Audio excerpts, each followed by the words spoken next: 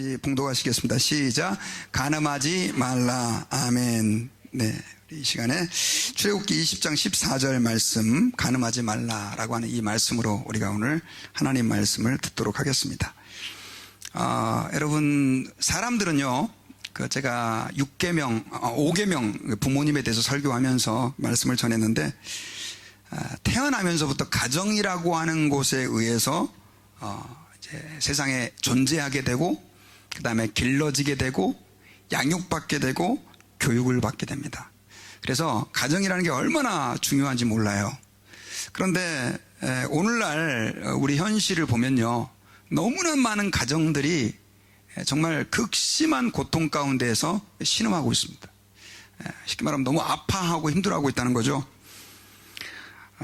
그런데 그 아파하고 고통당하는 이유가 뭐 여러 가지가 있겠죠. 뭐 재정 문제도 있겠고 인간관계도 문제도 있을 텐데, 어떤 가정심리학자, 미국에 있는 가정심리학자가 그 가정의 고통의 이유를 75%가 간통과 관계가 돼 있다. 간통. 그러니까 간음과 관계가 돼 있다. 이렇게 이야기를 했어요. 물론 지구상에 존재하는 모든 가정을 다 해서 알아볼 수는 없겠지만, 어쨌든 간에 많은 가정들이 이 간음 문제로 엄청난 고통을 겪고 있습니다. 저는 제가 되게 이제 통계를 보고 좀 놀랐는데, 실제로 서울신문 2015년도 기사에서요, 기혼자, 결혼을 한 사람들의 커플을 지금 외도를 한 적이 있습니까? 이렇게 조사를 한 적이 있습니다. 그래가지고 통계를 냈는데 34%가 외도를 한 적이 있다는 거예요. 기혼자 커플 가운데. 제가 굉장히 놀랐어요. 34%면 4명 중에 한 가정 이상이 실제로 불륜관계에 있고 외도를 했다라고 하는 통계죠. 모르겠습니다. 예수 믿는 사람들은 제가 좀 적을 것 같지만, 한국의 경우는 예수 믿는 사람을 조사한 경우가 없는데, 미국 같은 경우는 미국은 크리스찬들도 비슷한 통계를 가지고 있어요.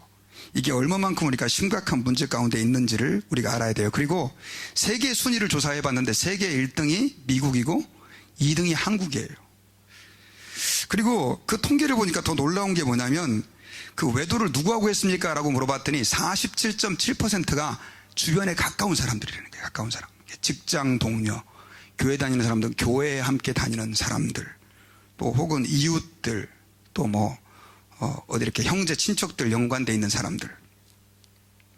그리고요, 고소득일수록 또 이게 또 심합니다. 그래서 월급을 700만 원 이상 받는 사람들은, 아까 통계가 30몇 프로 그랬는데, 이 사람들은 52%가, 52%면 반 이상이 그렇게 외도를 한 경험이 있고요. 그 다음에 나이가 젊을 땐 좀 덜합니다. 20대는 15% 정도 돼요. 그런데 50대가 넘어가니까 51.6%예요. 그러니까 이게 나이가 들수록, 이거 나이가 들었으니까 이제 이 외도 문제는 나하고 상관이 없다라고 생각할지 모르겠지만, 실제로 소득을 많이 벌고 그 다음 또 나이가 먹어갈수록 이런 외도의 문제는 결코 우리에게 예외적인 문제가 아니라고 하는 것을 저희들이 알 수가 있습니다. 자, 그래서 우리가 이렇게 간음이 심각한 상태에 있고, 그 간음으로 인해서 신음하는 가정들이 많은데, 그런데 오늘날 우리가 살고 있는 이 현실, 우리의 이 주변을 보면요, 점점 더 나라가 발전하고 그 다음 또 문명과 그 다음 문화가 발전할수록 이 간음에 대해서 훨씬 더 관대해지고 있다는 거죠. 그래서 이 선진국들이 간통죄를 후진국보다 훨씬 더 많이 빨리 폐지하고 있어요. 제가 일일이 다 나라를 예를 들 수는 없지만, 일본 같은 경우는요 1947년도에 이미 간통죄를 폐지를 했고요, 스위스 같은 경우는 1989년도에 간통죄를 폐지했습니다. 그리고 한국도 몇 년 전에 굉장히 이슈가 됐죠. 2015년도에 간통죄를 헌법상 위헌이다 그렇게 결정을 내렸고, 2016년도에 그 간통죄를 폐지시켰어요. 근데 그 간통죄 내용을 보니까 그 형법 241조에 간통죄를 지으면 2년 이하의 징역에 처한다, 이런 내용들이었어요. 이제는 이제 간통 같은 것들이 사람들이 흔히 생각하는 죄가 되지 않은 것입니다. 이제 물론 민사소송의 문제는 좀 남아있긴 하지만요. 그래서 우리가 지금 이런 세대 속에 살고 있는데, 우리 그리스도인들도 이런 문화와 이런 분위기 속에서 살다 보니까 점점 더 이 간음의 문제, 간통의 문제에 대해서 너무나 쉽게 말하면 좀 무뎌지고 있고 관대해지고 있다라고 하는 거예요. 그리고 오늘날 영화라든가 드라마라든가 이런 미디어들을 보면요, 어떤 경우는 그냥 이렇게 간음이라든가 외도를 아주 아름다운 모습으로 묘사한 그런 미디어들이 너무너무 많이 있습니다. 그러다 보니까 또 교회에서는 뭐 저도 지금 십계명 설교하니까 하지, 어느 날 갑자기 목사님이 간음하지 말라 이 설교를 했다고 생각해 보세요. 그러면 얼마나 여러분들이 쇼크를 받겠어요. 실제로 그런 설교 별로 하지도 않습니다. 그리고 한다고 해도 너무나 많은 교인들이 현실적으로 거기에 인벌브 돼 있는 교인, 또 그 전에 되었던 교인, 그리고 또 앞으로 될 사람들이 연관되어 있는 사람들이 너무 많기 때문에 강단에서 설교도 잘 행해지지 않고 있는 그런 상황이에요. 그래서 그런가 제가 설교 준비를 하면서 너무너무 힘들었어요. 어제부터 시작해서 막 너무너무 힘든 거예요. 저라고 그래서 또 완벽하게 여기에 대해서 떳떳하냐 이렇게 말한다고 한다면 참 저도 자신이 없어요. 물론 여기에 대해서 하나님 앞에서 이제 우리가 조금 더 말씀을 통해서 좀 살펴봐야 되겠지만, 그런데도 제가 지난번에 십계명 말씀드렸죠. 십계명 말씀드릴 때 하나님 아버지 앞에서 십계명이라고 하는 것은 하나님께서 우리에게 왜 주셨다고요? 우리에게 고통을 주고 억압을 줘가지고 목을 탁 조여서 그 십계명을 너 안 지키면 가만히 안 놔, 또 그런 의미로 주신 게 아니라 그랬습니다. 십계명을 하나님이 왜 주셨다고요? 우리에게 복을 주시기 위해서. 예수 믿는 사람들이 이렇게 너희들이 그 계명 안에 거할 때 너희들이 복된 삶을 살게 될 것이고 복된 가정을 이루게 될 것이라고 약속해 주신 축복이 바로 뭐냐? 십계명이다라고 하는 거예요. 그래서 여러분, 하나님께서는 이 십계명을 통해서 하나님을 믿는 하나님의 백성들을 보호하기를 원하셨고, 그들의 가정이 보존되기를 원하셨고, 그 십계명을 통해서 그들의 삶이 무너지지 않고 사람들에게 칭찬받고 존중받는 삶이 되기를 원하셨다는 거예요. 그래서 성경에서는요, 이 간음죄에 대해서 제가 지난주에 부모 공격 문제도 마찬가지고 살인 문제도 마찬가지고 간음죄도 마찬가지인데 굉장히 심각하게 다루고 있습니다. 우리 히브리서 13장 4절 우리 성경 말씀을 한번 좀 보겠습니다. 우리 같이 한번 읽어보십시다. 시작. 모든 사람은 결혼을 귀히 여기고 침소를 더럽히지 않게 하라. 음행하는 자들과 간음하는 자들을 하나님이 심판하시리라. 자, 이 말씀에 보니까 하나님께서 모든 사람은, 이건 구약도 아니고 신약입니다, 혼인을 귀하게 여기고 침소를 더럽히지 않게 하라. 침대를 갖다 뭐 흘려서 더럽힌다 그런 개념이 아닙니다. 이거는 간음죄를 저지르는 걸 얘기하는 거예요. 그러면서 음행하는 자들과 간음하는 자들을 하나님이 어떻게 하신다고 말씀하고 있습니까? 심판할 것이다 라고 말씀을 했다라고 하는 것입니다. 그래서 오늘 세대에는 어쩌면 우리가 참 이해하기 힘들고 어쩌면 어떤 사람에게 또 거북하게 들릴 수도 있어요. 그러나 하나님께서 우리에게 복을 주시고 우리의 삶이 정말로 하나님 앞에 형통한 인생이 되게 하기 위해서 주신 이 계명이 도대체 어떤 의미인지, 그리고 하나님이 여기서 우리에게 하라고 하시는 것이 무엇이고 하지 말라는 것이 무엇인지를 다시 한번 좀 발견하는 그런 시간이 되었으면 좋겠습니다. 자, 그러면 먼저 우리가 간음이라는 게 뭐냐, 이걸 좀 우리가 확실하게 좀 알았으면 좋겠어요. 간음이라는 게 뭐냐? 간음이라고 하는 것은 히브리 말로 나프라고 하는 동사를 사용합니다. 이건 이제 이런 말이에요. 결혼을 한 사람이, 배우자가 있는 사람이 다른 이성과 자발적으로 성적인 관계를 맺는 걸 얘기하는 거예요. 자발적으로. 그래서 결혼한 부부가 다른 사람과 성적 관계를 맺는 것을 성경에서는 뭐라고 얘기하고 있다고요? 간음이다. 그래서 영어로는 adultery라고 번역을 했습니다. 그리고 오늘날 우리 한국 사람들이 흔히 말하는 불륜이 바로 이 간음죄이고요. 외도하는 것이 바로 간음죄고, 그 다음 또 이 불륜과 외도를 아주 아름다운 말로 미화시켜 놓은 거예요. 바람 피우는 거. 이게 바로 뭐냐면 간음이다라고 하는 것입니다. 그래서 이것이 간음죄고요. 이건 좀 좁은 의미의 간음죄입니다. 그런데 성경에서는 예수님께서 이 간음죄를 해석하시면서 조금 더 넓은 의미로까지 해석을 했고, 성경 여러 곳에서는 간음이 단순하게 부부가 배우자가 아닌 사람과 성적인 관계를 맺는 것만이 아니라 조금 더 넓은 의미의 간음을 말씀하고 있어요. 그래서 그거는 뭐냐면 영어로는 fornication이라고 하는 단어입니다. 좀 어려운 단어인데 미혼인 사람들의 성적인 관계도 포함하는 거예요. 그래서 결혼을 하지 않은 사람이, 하나님께서 합법적으로 부부를 만들어주지 않은 사람이 성적인 관계를 맺을 때, 제3자와 맺을 때 그것도 하나님께서는 간음의 영역으로 보고요. 그 다음에 예수님께서는요, 그걸 조금 더 확대하셔가지고 마태복음에서 뭐라고 그랬냐면, 여자를 보고 음욕을 품는 자마다 간음했느니라 라고까지 말씀하면서 마음의 간음까지도 간음을 주님께서 간음죄를 지었다라고 말씀하고 있어요. 그래서 사실 제가 마음의 간음까지는 이 시간에 좀 길게 얘기를 안 하려고 그래요. 왜냐하면 여기에서 저는 100% 자유합니다 하는 사람은 제가 볼 때 아무도 없을 것 같아요. 그런데 어쨌든 간에 마음의 간음도 나중에 제가 말씀드리겠지만 굉장히 중요한 이유는 마음의 간음에서 실제적인 간음죄로 이어지기 때문에 예수님께서 그렇게 말씀하신 거거든요. 그래서 이 시간에 우리가 간음죄라고 하는 것은 결혼한 하나님께서 맺어준 부부가 서로 배우자가 아닌 제3자와 성적인 관계를 맺는 것을 의미하는 것이고, 그 다음 또 하나님께서 합법적으로 결혼이라고 하는 것을 통해서 허락하지 않은 성적인 관계를 맺는 것을 성경에서는 간음이다라고 얘기를 하고 있어요. 특별히 여러분 구약 성경 출애굽기 22장 16절과 17절에 보면요, 하나님께서 구약 성경에서 우리 결혼하지 않은 사람들이 간음죄를 짓는 것에 대해서 언급을 하고 있는데요. 우리 16절과 17절을 같이 한번 읽어보겠습니다. 시작. 사람이 약혼하지 아니한 처녀를 꿰어 동침하였으면 납폐금을 주고 아내로 삼을 것이요, 만일 처녀의 아버지가 딸을 그에게 주기를 거절하면 그는 처녀에게 납폐금으로 돈을 낼지니라. 자, 구약에서는 결혼하지 않은 사람이라 할지라도 서로 성적인 관계를 맺었을 때 물론 그 일이 어떤 이유로 일어났든지 그런 경우는 반드시 결혼을 해라. 그런데 만약에 부모님이 그 사위를 마음에 안 들어하는 경우는요, 결혼 집참금을 내라고 얘기를 하고 있어요. 근데 이 결혼 집참금이 오늘날 말대로 한두 푼이 아닙니다. 이거 엄청난 수천만, 요즘 말하면 수만 불에 해당하는 큰 돈이거든요.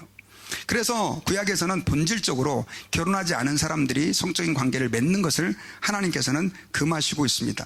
신약도 마찬가지입니다. 신약에서 고린도전서 7장 2절을 보면요, 자, 우리 같이 한번 읽어보겠습니다. 시작. 음행을 피하기 위하여 남자마다 자기 아내를 두고 여자마다 자기 남편을 두라. 자, 결혼하지 않은 사람들이 받기 쉬운 그 음행, 간음의 유혹을 피하게 하기 위해서, 물론 결혼이라고 하는 것을, 음행이라고 하는 것을 피하게 하기 위해서 하는 것만은 아니지만, 어쨌든 간에 결혼하지 않은 사람들이 결국은 간음죄와 음행죄를 지을 수 있는 가능성을 고린도전서 7장 2절에서는 그래서 음행을 피하기 위해서 남자마다 자기 아내를 두고 여자마다 자기 남편을 두라라고 명령하고 있고요. 7장 9절에서는요, 좀 더 직접적으로 이렇게 얘기를 했습니다. 만일 절제할 수 없거든 결혼하라. 정욕이 불같이 타는 것보다 결혼하는 것이 나으니라라고 말하면서 하나님께서는 이 성적인 관계라고 하는 것을 결혼이라고 하는 테두리 안에서만 제한하셨다라고 하는 것을 우리에게 말씀해 주고 있습니다.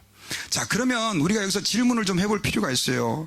아니, 목사님, 오늘 세상은 요즘 세상, 특히 미국에 와 있는 우리들은 보면, 사람들은 뭐 특히 결혼하지 않은 사람은 남녀 눈만 맞으면 그냥 같이 그 다음날 같이 자고, 그 다음 또 미디어는 말 그대로 그냥 조금만 친해지면 그냥 잠자리 같이 하는 게 아주 그냥 뭐 대세고 문화인데 이렇게까지 해야 됩니까? 라고 얘기하는 분들이 계실지 모르겠습니다. 그리고 오늘 같은 시대에 이게 맞는 말입니까? 라고 묻는 사람들도 있습니다. 그러면 여러분, 우리가 한번 질문을 해봐야 돼요. 과연 이 시대에도 우리가 그렇게 해야 되느냐?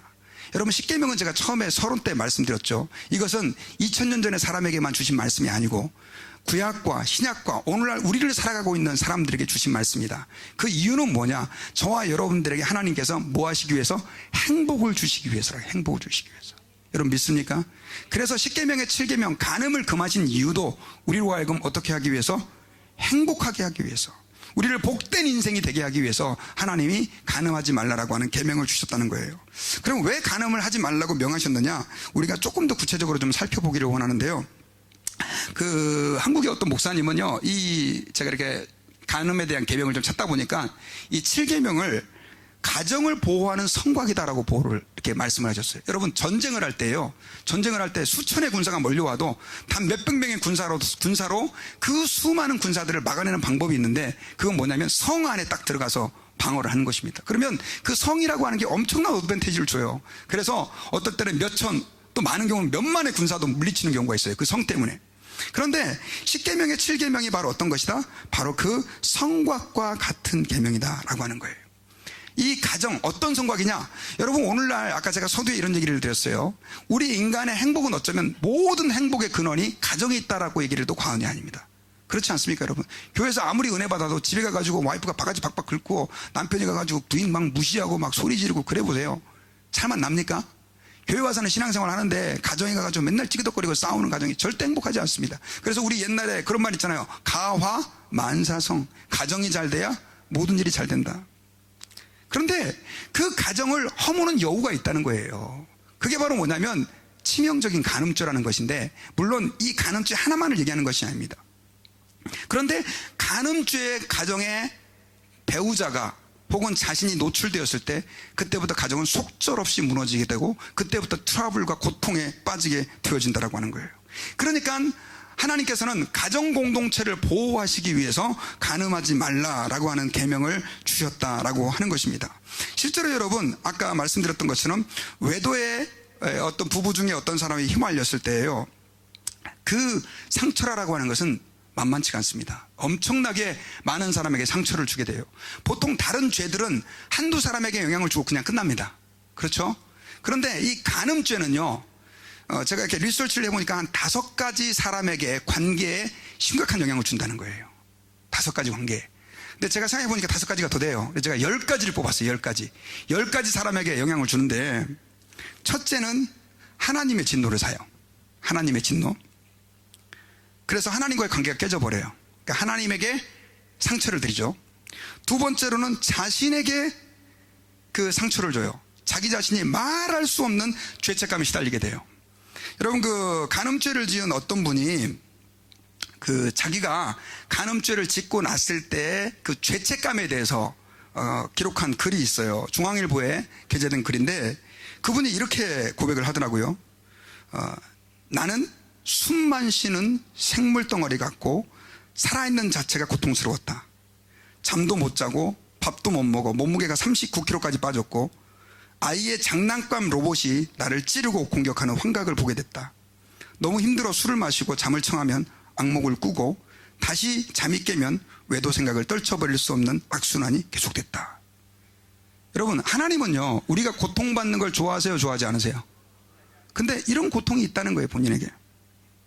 그리고 세 번째로는요, 가장 상처를 많이 받는 사람이 자신도 힘들지만 누가 힘드냐면 배우자가 힘들어요. 배우자. 자신의 아내, 자신의 남편. 이건 엄청난 상처를 주죠.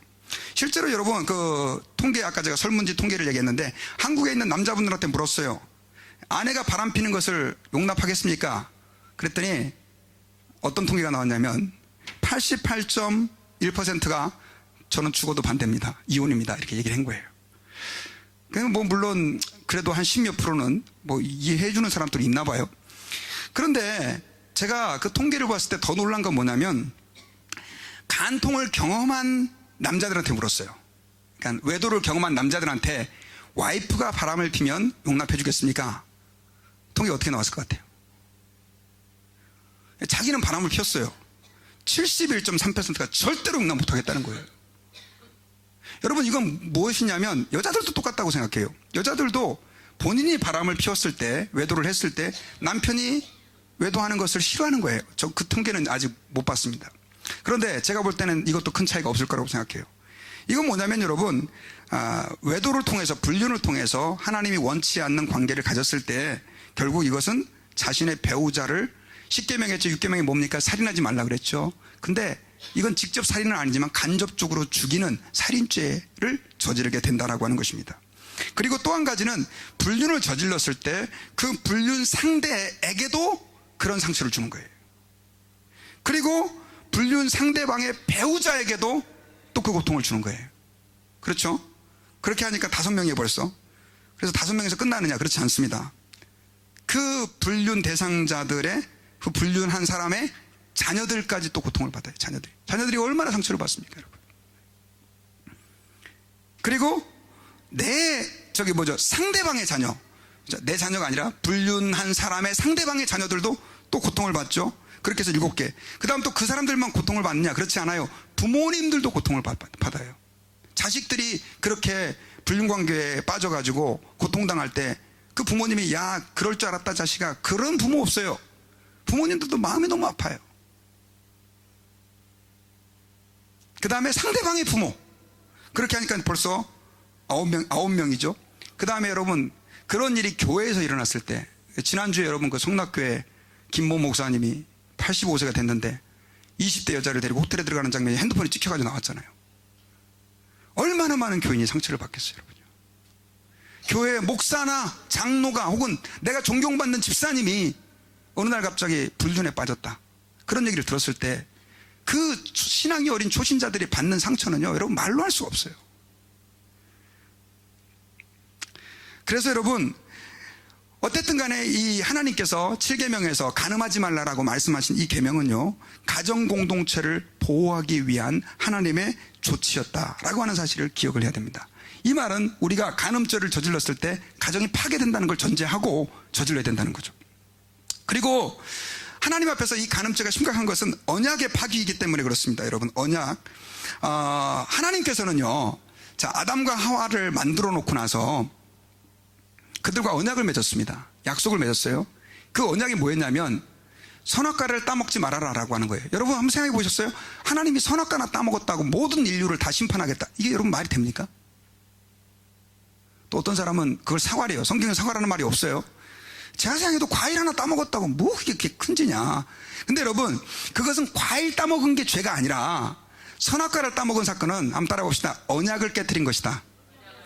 하나님은요, 너희들이 피조물로서 나의 은총 안에 있기 위해서는 선악과를 따먹지 말라, 이 동산 안에 있는 모든 나무는 먹어도 되지만 이 선악과는 따먹지 말아라라고 명령을 해주신 거예요. 그건 뭐냐면 하나님과 인간의 뭐였어요? 약속이었어요. 자, 결혼 관계는 어떠냐? 여러분, 결혼식 할 때 보통 교회에서 이제 한단 말이에요. 일반적으로 안 믿는 사람들 같은 경우는 좀 별개 문제겠지만, 믿는 사람은 교회에서 하는데, 그때 목사님이 반드시 결혼하는 사람들에게 성경책에 손을 얹게 하고 하게 하는 게 있어요. 그게 뭐예요? 언약이에요. 누구 앞에서? 하나님 앞에서. 여러분 그래서 젊은이들은, 결혼하는 사람들은 반드시, 특별히 크리스찬들은 목사님 앞에서 해야 돼요. 하나님 앞에서. 자, 그런데 그때 그 언약이 뭐예요? 검은 머리가 팥불이 되도록 이 여자 하나만을 바라보고 사랑하겠다는 거 아니에요. 그렇게 했어요, 안 했어요? 근데 기억도 안 나는 사람이 많아. 교인들은 그래서 결혼식 꼭 가봐야 돼요. 가서 보고 어떻게 하는지 보고 내가 하나님 앞에 서약했던 걸 기억을 해야 돼요. 근데 여러분, 결혼식 때는 그런 얘기 안 하지만요, 구약에는 언약이라는 게 어떤 게 있냐면요, 자, 언약은 반드시 징벌이라는 게 있어요. 징벌. 자, 둘이 계약을 맺었는데 그 계약을 따르지 않아요. 그러면 벌을 받게 돼 있어요. 그래서 여러분, 아브라함 사건 아시죠? 아브라함이 고기를 다 쪼개놓고 다 그렇게 있을 때 하나님이 불꽃 가운데 그 사이를 지나간 적이 있어요. 실제로 여러분, 고대 근동에서는 언약을 맺을 때요, 만약에 저하고 어떤 사람이 언약을 맺게 돼요, 만약에 돈을 담보로 빌렸다든가 하면 짐승을 한 마리 가운데 놔요. 그러고 나서 그 짐승을 반으로 잘라요, 칼로. 그리고 나서 두 사람 다 거기를 지나가는 거예요. 그 말이 무슨 의미냐? 이 언약을 파기하면 이 짐승이 잘려서 죽는 것처럼 우리 죽는다 이거예요. 여러분, 아담과 하와가 하나님의 징벌을 받은 이유가 뭐냐니까 하나님과의 언약을 파기한 거예요. 결혼 언약을 하나님께서는 귀하게 생각하실까요, 안 하실까요? 하나님 앞에서 우리가 한 결혼 언약, 여러분 안 믿는 사람들도요, 세상 사람들도 그 언약 때문에 이 남자가 마음에 안 들고 이 여자가 마음에 안 들어도 같이 그 언약을 지키기 위해 살아가는 사람들이 있어요. 왜? 약속이니까. 수많은 하객들과 청중들 앞에서 한 약속이니까. 그런데 여러분, 우리 하나님의 사람들은 그 약속을 누구 앞에서 합니까? 수많은 하객들 앞에서, 부모님들 앞에서도 하지만 하나님 앞에서 언약을 하는 거예요. 그러니까 그 언약을 지킬 책임이 우리에게는 있는 것입니다. 그 언약을 파기했을 때 그 결과에 대해서 어떻게 됩니까? 하나님이 가만히 놔두지 않으시죠. 그래서 여러분, 하나님은 사랑의 하나님이고 은혜의 하나님이고 자비의 하나님이에요. 믿으시면 아멘 합시다. 그러나 하나님께서는 성경을 보시라고요. 그 은혜의 하나님, 자비의 하나님이기도 하신 분이 어떨 땐 너무너무 무서워요. 언제 그렇게 무섭냐? 언약을 파기했을 때. 언약을 파기했을 때. 그래서 여러분, 간음하지 말라. 부부간의 관계가 뭐에 의해서 깨지냐면, 부부 중에 한 사람이 간음죄를 짓잖아요. 그럼 가정은 깨지게 돼 있어요. 안 깨지면 감사하지만, 그러고도 사는 분들은 진짜 훌륭한 분들이, 옛날에 우리 어르신들은 참 훌륭한 분들이 많아요. 그러고도 이해해주고 사는 사람들이 많이 있잖아요. 여러분, 신약 성경에서는요, 이혼하지 말라고 얘기했어요. 이혼하지 말라고 얘기했는데 한 가지 경우는 이혼을 하도록 허락하고 있어요. 언제입니까, 여러분? 간음죄를 저질렀을 때, 배우자가. 그런 경우 이혼을 허락하는 거예요. 그만큼 간음죄라고 하는 것은 하나님과의 언약을 파기하는 무시무시한 죄라고 하는 것을 저희들이 기억해야 됩니다. 그리고 간음죄를 하나님이 금하신 이유는요, 영혼을 망하게 해요. 우리 잠언서 6장 32절 같이 한번 읽어보겠습니다. 시작. 여인과 간음하는 자는 무지한 자라. 이것을 행하는 자는 자기의 영혼을 망하게 하며. 아까 제가 얘기했죠. 간음죄를 저질렀을 때 우리는 엄청난 죄책감에 시달리게 되지만 결국 그 죄책감은 영혼의 질병으로 이어지고 그 영혼을 망하는 자리에 이르게 돼요. 여러분, 그렇게 죄책감을 가지게 되면 보통 사람 같으면 다 이제 아우 하나님 잘못했습니다, 전부요 의지 없어서 이렇게 나갈 것 같죠? 하나님을 떠납니다, 여러분. 그렇게 죄를 지은 사람은 하나님을 떠나요. 그리고 아유 이미 범죄한 몸 하면서 그 다음부터 더 죄악이 깊은 나락으로 떨어뜨리는 사람들이 많아요. 여러분, 하나님께서는요 그 순간 우리가 회개하고 돌아오면 우리를 받아주세요. 믿습니까? 그리고 우리의 모든 죄를 다 용서해 주세요. 좋으신 하나님이에요. 그런데 하나님은 그런데 마귀는 안 그렇다는 거예요. 네 같은 나쁜 놈이 뭘 할 수 있어? 계속해서 우리에게 정죄의식을 심어주고 자포자기하게 만들고, 그래서 영혼이 망가지고 무너지는 사람이 얼마나 많은지 몰라요. 여러분, 그렇게 범죄한 사람들 기도의 문이 막힙니다. 여러분, 시편 51편에서 다윗은 이렇게 얘기를 했어요. 주의 성령을 내게서 거두지 마옵시고. 다윗이 밧세바와 간음한 그 이후에 하나님 앞에서 자기 눈물로 침상을 띄우나이다 라고 회개할 때 그가 하나님 앞에 제일 걱정했던 게 뭐냐면 아무리 부르짖어도 하나님이 그에게 은혜를 주지 않는 거예요. 늘 내게 가까이 하시고 내게 말씀하시는 좋으신 하나님이 너무나 멀리 가 계신 것처럼 느껴지는 거예요. 왜요? 그가 범죄하니까. 그래서 다윗이 주의 성령을 거두지 마옵시며 그렇게 얘기한단 말이에요. 성령을 거두지 마옵시고. 구약에는 성령을 걷어갈 수도 있었거든요. 그 다음에 여러분요, 하나님이 또 우리에게 간음죄를 짓지 말라고 명하신 이유는요, 명예를 떨어뜨리기 때문이에요. 우리의 명예를. 여러분들의 영광과 존귀가 하루아침에 땅바닥에 떨어져 버려요. 잠언서 6장 33절을 같이 한번 읽어봅시다. 시작. 상함과 능욕을 받고 부끄러움을 씻을 수 없게 되나니. 여러분, 잠언서 6장 32절에서는 여인과 간음하는 자는 무지한 자라. 이것을 행하는 자는 자기 영혼을 망하게 하며, 33절에서는 상함과 능욕을 받고 부끄러움을 씻을 수 없게 된다. 여러분, 간음죄를 지면 그때부터 그 사람의 모든 명예는 하루아침에 땅바닥으로 떨어져 버려요. 여러분, 한국에 베스트셀러 저자 목사님들이 있었어요. 베스트셀러 저자. 이름만 되면 여러분 다 아는 분들이세요.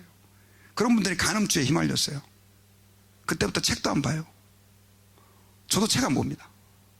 아무리 내용이 좋아도 그건 소용이 없어요. 이미 그 사람의 명예는 땅에 떨어졌어요. 그리고 모든 사람들이 그 사람을 비난해요. 근데 간음죄를 저지르고도 비난을 안 받을 수 있는 사람들이 있습니까, 여러분? 제가 볼 때 사회 명사일수록 더 심해요, 그게. 여러분, 옛날에 클린턴 대통령 얼마나 인기가 많았습니까? 그런데 그 루인스키하고 간음 문제 때문에 완전히 그냥 동네 놀림감이 돼버렸잖아요. 그 다음에 유명한 타이거 우즈도 그렇게 해서 이혼당하고 성적도 곤두박질 치고 사람들에게 손가락질 받는 위치가 돼버렸어요. 그 유명하던 광고 회사마다 그 사람을 섭외하려고 막 수억씩 주면서 섭외했는데 지금은 광고 섭외도 안 됩니다, 여러분. 그런 사람들. 우리하고 상관없는 얘기 같으죠. 여러분, 우리에게도 마찬가지입니다. 하나님께서는 잠시해 보세요. 여러분들의 명예가 땅바닥에 곤두박쳐져서 사람들에게 노림맞는 걸 좋아하시겠어요? 아니면 여러분들이 모든 사람에게 칭찬받고 야, 저 사람 너무 멋져 칭찬받는 걸 원하시겠어요? 당연하죠, 여러분요. 근데 기억하시라고요. 간음죄가 우리의 명예를 그렇게 더럽히고 떨어뜨릴 수 있다라고 하는 것입니다. 그리고 그 간음죄는요, 놀라운 게 전염성이 너무 강해. 전염성이. 그래가지고 자꾸 퍼져요, 사람들에게. 그래서 여러분요, 하나님께서는요, 그 간음죄에 대해서 엄청난 징벌을 약속하신 거예요. 징벌을 예고하신 거예요. 간음죄를 지었을 때 내가 가만히 놔두지 않겠다. 여러분, 우리 인간이요, 너무너무 착하다면 하나님이 간음죄 안 지면 내가 축복해 줄게. 그러면 우리 인간이 간음죄를 안 질 것 같은데 우리 인간은 악해요. 그래가지고 하나님께서는 우리 인간의 그 악함, 더더군다나 여러분, 이 성적인 욕망이라고 하는 것은 인간의 두 번째 욕망에 해당이 돼요. 두 번째 욕망. 먹는 거. 그 다음 뭐예요? 성적인 욕망이잖아요. 그러다 보니까 이게 너무너무 힘든 거예요. 그래서 하나님께서는 경고의 약속을 성경에서 여러 군데 우리에게 해주셨어요. 신명기서 22장 22절을 한번 읽어봅시다. 자, 같이 신명기서 22장 22절 시작. 어떤 남자가 유부녀와 동침한 것이 드러나거든 그 동침한 남자와 그 여자를 둘 다 죽여 이스라엘 중에서 악을 제할지니라. 신약에서는 요즘에서는 이렇게 하면 안 돼요. 이거는 이제 좀 문제가 돼요. 근데 이슬람권에서는 지금도 이렇게 하는 데가 있어요. 그래서 좀 말이 많은데, 여러분, 이거 누가 명령하신 거예요? 옛날에는 하나님이 그렇게 했지만 지금은 이거하고 해당이 안 됩니까? 하나님은요, 그만큼 간음을 싫어하시고 그것에 대해서 냉혹하게 처벌하시는 거예요. 여러분, 하나님의 사랑을 받고 구원받은 주의 자녀들에게는 이 말씀에 해당이 없나요? 아닙니다. 여러분, 다윗 아시죠? 다윗. 여러분들 다윗을 좀 깊이 묵상해야 돼요. 구약에서 다윗만큼 하나님을 사랑하고 하나님이 의의 표준으로 생각한 사람이 없었어요. 근데 그 다윗이 정말 다 잘했어요. 근데 한 가지 큰 실수를 한 거예요. 간음죄를 저질렀어요. 자기의 충신 우리아의 부인을 말 그대로 목욕하고 있는 그 장면을 보고 데려와 가지고 간음을 저지른 겁니다. 수많은 여자가 다윗에게는 있었음에도 불구하고요. 그래 나중에 그 벳세바가 덜컥 임신을 하는 바람에 그걸 숨기게 하기 위해서 어떻게 합니까? 우리아를 전쟁터에 보내서 죽게 만들잖아요. 나중에 하나님께서 나단 선지자를 통해서 그걸 책망을 해요. 다윗이 그때야 깨닫고 하나님께 회개를 해요. 하나님이 용서해 주셨어요? 안 해주셨어요?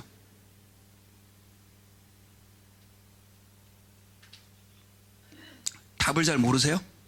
용서해 주셨어요. 어떤 분들이 이런 분들이 계세요. 주님은 사랑이 많고 자비가 많으시니까 간음죄를 저질러도 회개만 하면 다 용서해 주신다고. 맞아요. 그러나 여러분 그거 기억하셔야 돼요. 회개하면 용서해 주지만 보응은 있어요. 하나님의 보응이 있단 말이에요. 하나님의 뭐가 있다고요? 보응, 징벌이 있다는 거예요. 퍼니시먼트가 있다는 거예요. 다윗은 나단으로부터 그런 퍼니시먼트에 대한, 징벌에 대한 예언을 들었어요. 자녀들이 반란을 일으키고 근친상간이 일어날 것이고 자녀들이 서로 죽이는 일들이 일어날 것이고 그대로 성취됐습니까? 안 됐습니까? 그때 다윗의 마음이 얼마나 아팠을까요? 여러분, 다윗이 사무엘하 24장에 보면요, 마음이 움직여갖고 인구조사를 했어요. 하나님이 그 나라를 지켜주시고 하나님이 그 나라를 보호해 주시는데 자기 군대가 뭔가 해줄 거라고 착각을 한 거예요. 그래가지고 요압 장군이 반대하는데도 불구하고 인구조사해라! 근데 나중에 인구조사를 했어요. 근데 그때서야 깨달은 거야. 내가 하나님 앞에 죄를 졌다. 회개했어요. 하나님 용서해 줄까요? 안 해주실까요? 해주시죠. 당연히. 자비로우신 하나님이니까. 근데 하나님이 선지자를 통해서 하나님이 너를 벌하시겠다. 3가지 중에 하나를 골라라. 그래가지고 다윗이 결국은 제일 약할 것 같은 벌을 하나 선택했는데 그 벌이 3일 동안 그 나라에 전염병이 도는 거였어요. 3일 동안 몇 명이 죽었는지 아세요? 7만 명이 죽었습니다.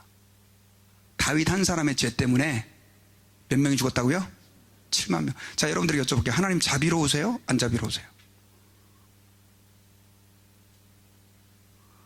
무섭죠? 여러분, 우리는 좋으신 하나님, 나를 위해서 독생자 예수님이 십자가에서 죽어주신 것을 믿고 그분의 사랑을 받아들여야 돼요. 아멘. 그러나 하나님은 사랑하는 자를 징계하는 하나님이에요. 죄가 얼마만큼 하나님 앞에서는 무섭고 더럽고 추악한지를 하나님 우리에게 말씀해주고 있다는 거예요. 그래서 우리는 그 사실을 기억해야 돼요. 그럼에도 불구하고 목사님, 그 성적인 거는 본능 아닙니까? 본능. 그리고 다른 사람들이 다 괜찮다고 하는데 그 뭐 괜찮은 거 아닙니까? 이렇게 얘기하는 분들이 많이 계세요. 여러분, 주님께서는 우리가 세상의 습관을 따라가지 말 것을 우리에게 명령했어요. 로마서에서 너희는 이 세대를 본받지 말고, 한번 따라해봅시다. 우리 옆에 있는 분들에게 인사합시다. 이 세대를 본받지 맙시다. 네. 그래서 여러분, 하나님께서는 간음죄를 통해서 하나님이 기뻐하시는 거룩한 가정을 보호하시고 그 가정에 복과 은혜를 쏟아부어 주시기로 결정을 하셨다는 사실을 기억하시고 그 가정을 허무는 간음죄에 대해서 우리는 굉장히 민감하고 또 하나님 앞에서 강력하게 그걸 대응하고 또 반대하고 거절해야 될 줄 믿습니다. 자, 그런데 문제는 이게 쉽지가 않다는 거예요. 쉽지가 않다는 거예요. 그럼 간음죄에 빠지지 않으려면 어떻게 해야 되느냐? 간음죄에 빠지지 않으려면 첫째는요, 간음죄에 빠지지 않으려면 부부의 의무를 다해야 돼요. 결혼한 부부들은 성경에서 우리 부부들에게 얘기해 주는 것 중에 여러 가지가 굉장히 많이 있거든요. 남편은 아내를 사랑하고 또 아내는 남편을 존중하고 뭐 이렇게 많이 이렇게 여러 가지 것들을 얘기하고 있는데 그 중에 한 가지가 뭐냐면요, 결혼한 부부들은 서로 분방하지 말라는 거예요. 여러분 같이 한번 읽어봅시다. 고린도전서 7장 5절 시작. 서로 분방하지 말라. 다만 기도할 틈을 얻기 위하여 합의상 얼마 동안은 하되 다시 합하라. 이는 너희가 절제 못함으로 말미암아 사탄이 너희를 시험하지 못하게 하라 함이라. 어떤 분들은 서로 부부가 온도가 안 맞아갖고 분방하기 시작했다는데 그 다음부터 나중에는 와이프가 절대 오지 말라고 아예 미는 바람에 그러면 여러분 그 빈자리를 어디서 채웁니까? 밖에서 채우게 돼 있어요. 그래서 여러분 기억하셔야 돼요. 특히 결혼하신 분들은 분방하지 말아야 됩니다. 그리고 오늘 말씀대로 이건 신약에서 우리에게 말씀한 거예요. 실제로 분방을 하려고 한다고 한다면 합의상 얼마 동안, 그것도 기도할 틈을 얻기 위해서. 이렇게 함으로써 부부는요 서로의 성적인 욕구들을 채워줘야 되는 거예요. 그게 안 되면 결국은 다른 문제가 그 가정에 일어나게 되어진다는 사실을 여러분들이 기억해야 됩니다. 그리고요 이 유혹을 피해야 되는데요, 유혹을 피해야 되는데, 유혹을 어떻게 하고요? 피해야 되는데, 그 유혹을 피하기 위해서는 우리는 뭘 해야 되냐면 마음을 다스려야 됩니다. 마음을. 자, 우리가 하나님 앞에서 범죄하지 않으려면요 제일 중요한 게 뭐냐면 사실 마음입니다. 자, 살인죄도 주님이 이런 말을 했어요. 미워하면 살인했다. 살인이라고 하는 행동은요 어느 날 갑자기 나 너 죽이고 죽인 사람 없어요. 마음에 미움이 막 싹 트다가 어느 순간 그냥 죽이는 거예요. 간음죄도 똑같아요. 간음죄도 어느 날 갑자기 멀쩡하던 사람이 둘이 그냥 가가지고 외도를 하고 간음죄를 저지르고, 그게 아니에요. 이미 간음죄는 어디서부터 시작이 됩니까? 마음에서부터 씨가 심겨지고 싹이 자라기 시작해요. 그러다가 열매를 맺어서 행동으로 옮기는 거예요. 그러니까 저 사람이 멀쩡한 사람인데 갑자기 왜 저래? 그게 아니에요. 이미 그 사람의 죄는 어디서부터 시작됐어요? 그 마음에서부터 시작됐다라고 하는 것입니다. 그래서 우리가 하나님 앞에서 이 간음죄를 피하려면 우리의 마음을 먼저 다스릴 줄 알아야 돼요. 여러분 마태복음 15장 19절에서는요 타락한 인간에게는 늘 마음에서 악한 것이 떠오른다는 거예요. 같이 읽어보겠습니다. 시작. 마음에서 나오는 것은 악한 생각과 살인과 간음과 음란과 도둑질과 거짓 증언과 비방이니. 왜 그러냐? 우리 인간은 죄에 빠졌어요. 예수 그리스도의 보혈로 용서함을 받았다 할지라도 우리에게는 이런 잘못된 욕망들이 계속해서 막 솟아와요. 여러분 저희 집 앞에 잔디가 있는데요 막 제초제도 뿌리고 뽑아내고 막 해도 계속 나오잖아요. 정말 답답해 죽겠어요. 어저께도 보니까 그냥 막 얼마나 잡초가 많이 자랐는지. 근데 여러분들의 마음도 똑같아요. 저와 여러분들이 그냥 내버려두면 우리의 마음 안에 이 악으로 인해서 생겨진 이 죄악의 이 마음들이 지금 여기 본문에 그 마태복음 15장에서 열거되고 있는 이것들이 다 솟아오는데, 특별히 간음에 대한 이 유혹이 많다는 거예요. 그러므로 여러분 우리는 마음을 다스릴 줄 알아야 돼요. 가인이 여러분 둘이 아벨과 제사를 지냈을 때, 가인과 아벨이 제사를 지냈을 때 아벨의 제사를 하나님이 연락하고 가인의 제사를 안 받았어요. 그때 가인의 마음속에 뭐가 일어났죠? 비방과 악한 생각과 살인의 생각이 올라왔어요. 그때 하나님이 가인을 불렀습니다. 여러분 그래가지고 그 가인한테 뭐라고 그랬는지 혹시 기억나세요? 죄의 소원은 너에게 있지만 너는 죄를 다스려라. 우리 마음에 일어나는 그것이 악한 것인 걸 알고 그거를 통제하라는 거예요. 여러분 원래 하나님 앞에서 선하게 지음을 받은 우리 인간은요 사실은 우리의 욕망을 절제할 수 있는 브레이크가 있었어요. 여러분 제가 여러분들에게 한번 여쭤볼게요. 어떤 분이 여러분들이 자동차를 하나, 포르쉐, 그거 얼마예요? 저는 얼마인지도 모르겠어요.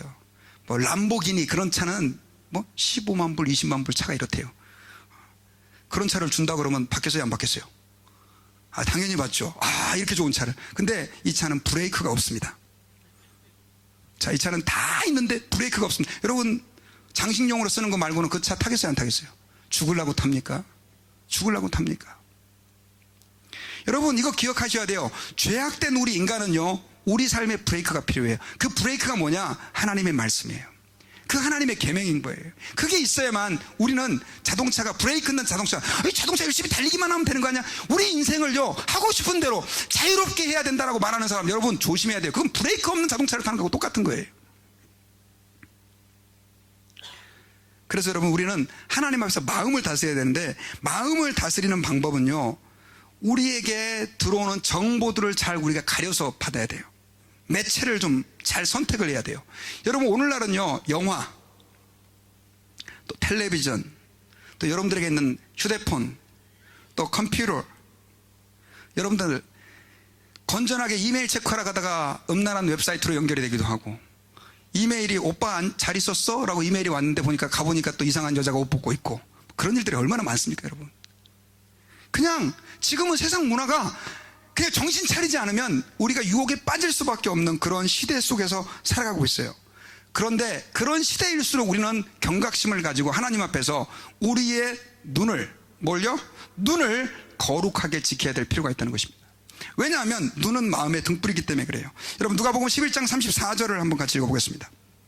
자, 같이 읽어보겠습니다. 시작. 내 몸의 등불은 눈이라. 내 눈이 성하면 온몸이 밝을 것이요 만일 나쁘면 내 몸도 어두우리라. 그래서 우리가 여러분 음란한 것들을 보고 나서 나는 절대로 음란한 죄에, 간음죄에 빠지지 않습니다, 이렇게 얘기하는 분들이 안 계시기를 바랍니다. 어떤 사람이 이렇게 늪이 있어요. 늪이 있는데요, 나는 이 늪에 들어가도 안 빠집니다. 내가 얼마나 다리 힘이 센데요. 늪에 딱 들어갔어요. 열심히 다리 휘저어도 어떻게 됩니까? 빠집니다. 벌에 안 쏘이려면 벌집에 가까이 가면 돼요, 안 돼요? 안 되는 거예요. 그래서 여러분 우리 예수 믿는 사람들이 미디어로부터 우리 자신을 지켜야 돼요. 영화라고 해서 막 사람들이 이거 많이 보는 거야. 뭐 요즘에 보면 막 뭐 광고 나오는 영화들 막 많잖아요. 여러분 가려서 보셔야 돼요. 아무거나 다 보면 안 돼요. 특별히 우리 젊은이들 하나님 앞에서요 좀 그걸 좀 정하셔야 돼요. 그리고 우리가 유혹받을 수 있는 환경을 피해야 돼요, 할 수만 있다면. 그리고 더 중요한 것은요, 하나님 앞에서 우리가 내적인 힘을 길러야 돼요. 뭘 길러야 된다고요? 내적인 힘, 마음의 힘을 길러야 돼요. 자, 유혹이 왔을 때, 유혹이 안 왔을 땐 괜찮은데 왔을 때 그걸 이겨내지 못하면 의미가 없어요. 그냥 속수무책으로 넘어지는 사람들이 많은데, 여러분 이 유혹을 이겨낸다라고 하는 것은 내 마음이 강력해서 그걸 이길 파워와 그 다음에 힘이 있다는 거예요. 여러분 그 시편 119편 9절에서는요 근데 그 유혹을 이길 힘이 뭐라고 얘기를 하냐면 하나님의 말씀이라는 거예요. 자, 우리 같이 읽어보겠습니다. 시작. 청년이 무엇으로 그의 행실을 깨끗하게 하리까? 주의 말씀만 지킬 따름이니이다. 자, 여기 보니까요 청년이에요. 여러분 청년들 기도 많이 해주셔야 돼요. 얼마나 유혹이 많습니까? 저는 50이 이제 다 돼가니까요 옛날보다 확실히 유혹은 줄어들어요. 얼마나 감사한지 몰라. 여러분 그 힘든 시간들, 특히 20, 30대 얼마나 유혹이 많습니까? 그런데 그 젊은 청년이 그 유혹으로부터 자기를 지키는 방법을 성경에서는 뭐라고 얘기를 하고 있냐면 말씀을 따르고 지키는 거래요. 그 말씀을 시편 119편을 읽어보면요 그 말씀을 묵상하는 거래요. 묵상, 계속해서. 여러분들의 생각을 세상의 음란한 것들로 채우는 게 아니라, 세상의 욕망으로 채우는 게 아니라 뭘로 채우라고요? 말씀으로요. 여러분 음란한 것은요, 그리고 그 간음의 유혹은 유혹으로부터 우리를 지켜내기가 힘들어요. 어떻게 되냐? 우리 안에 하나님 말씀을 가득 채우는 거예요. 여러분 이렇게 여기에 이렇게 물병이 있을 때, 이 물병이 비어있다고 생각했을 때 이 물병 안에 있는 공기를 빼내는 건 너무 어려운 일이에요. 그래요, 안 그래요? 그런데 이 물병 안에다가 뭘 채우면, 물을 채우면 당연히 공기는 빠지게 돼 있어요. 뭔가는 들어가 있는 거예요. 지금 제가 물을 조금 먹었는데 이 위는 지금 뭘로 들어가 있어요? 공기로 차 있는 거예요. 여러분 저는 여러분들에게 한번 여쭤보고 싶어요. 여러분들의 마음은 지금 무엇으로 가득 차 있습니까? 음란한 생각과 죄에 대한 욕망으로 가득 차 있습니까? 아니면 말씀으로 가득 차 있습니까? 여러분들이 말씀을 안 읽고서요 기도 많이 한다고 해서 그 유혹을 이겨낼 수 있는 게 아니에요. 하나님 앞에서 주의 말씀으로 여러분들의 영혼을 채우세요. 그러면 그 유혹에서 이길 수가 있게 된다는 사실을 성경에서는 우리에게 가르쳐주고 있다는 사실을 기억하시기를 바랍니다. 시편 119편 10절에서는요 자, 우리 11절 같이 한번 읽어봅시다. 시작. 내가 전심으로 주를 찾았사오니 주의 계명에서 떠나지 말게 하소서. 내가 주께 범죄치 아니하려 하여 주의 말씀을 내 마음에 두었나이다. 여러분 요셉 있죠. 요셉이 보디발의 아내의 유혹을 받았습니다. 어떤 분이 그 요셉의 상황을 설명을 했는데, 요셉이 보디발의 아내에게 유혹을 같이 자자라고 얘기했을 때 그 유혹을 그냥 받아들이고 그 보디발의 아내와 같이 잠자리를 할 수 있는 그 조건은요 1000가지도 더 됐대요. 타국에 지금 혼자 있죠. 젊죠. 그 다음 또 유력한 보디발의 와이프죠. 그리고 또 애굽의 문화가 성적으로 얼마나 타락했습니까? 남들 다 그렇게 하는 거예요. 다. 나 혼자 용가리 통빼도 아니에요. 근데 그 보디발의 아내가 요셉을 유혹했을 때 요셉이 뭐라고 얘기했습니까? 내가 하나님 앞에서 어찌 이 큰 악을 저지르리고 그랬어요. 뭐라고 했다고요? 남들이 다 하는데 나는 그게 큰 악이라는 거예요. 그래가지고 나중에 여자가 알았어 그러면 너 잘 살아봐 이렇게 안 했죠. 붙잡고 막 늘어지는 거예요. 그러니까 요셉이 어떻게 했습니까? 옷을 벗어 던지고 도망갔잖아요. 그것 때문에 누명 쓰고 감옥 갔어요. 여러분요, 하나님은 그렇게 자기의 순전함을 지키려고 했던 요셉을 높여주셨어요. 저는 여러분들 기억하시길 바라요. 하나님 앞에서 성적으로 거룩하지 않은 사람이 복을 받을 수가 없어요. 비록 지금 조금 잘 된다 할지라도 그 사람의 모든 명예와 그 사람의 부와 행복은 어느 한순간 땅바닥으로 떨어질 거예요.